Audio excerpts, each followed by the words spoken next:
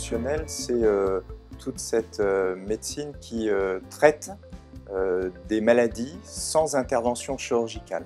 Et c'est souvent des maladies qui jusque-là nécessitaient une intervention chirurgicale et aujourd'hui sont traitées grâce à une technologie qui est à la pointe, sont traitées sans devoir inciser le corps et sans devoir opérer.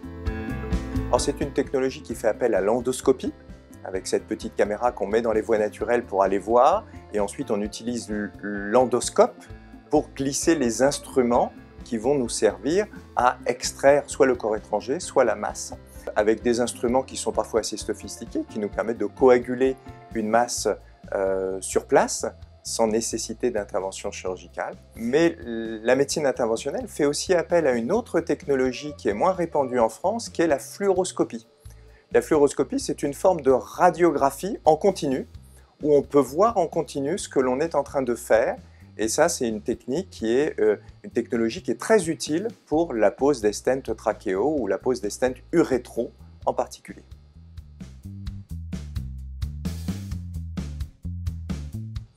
Alors, les indications de la médecine interventionnelle, c'est tout ce qui touche aux voies respiratoires et en particulier aux maladies des voies respiratoires comme le collapsus trachéal, qui se traite en médecine interventionnelle par la pose de stents, ce qui est très répandu en médecine humaine et qui est désormais très répandu en médecine vétérinaire.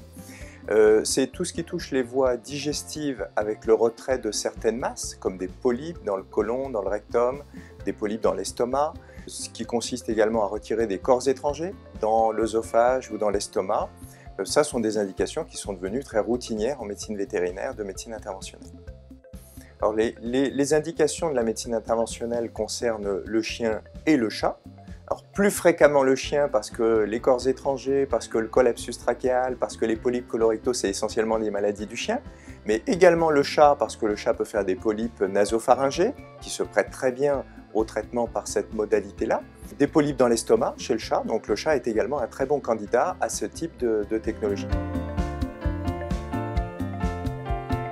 En pratique, l'examen interventionnel se fait sous anesthésie générale, comme toute intervention, mais de manière non invasive, c'est-à-dire que l'animal, une fois que la procédure a eu lieu, peut rentrer chez lui le jour même, et avec des conséquences post-opératoires qui sont bien sûr beaucoup plus réduites que celles d'une intervention chirurgicale classique.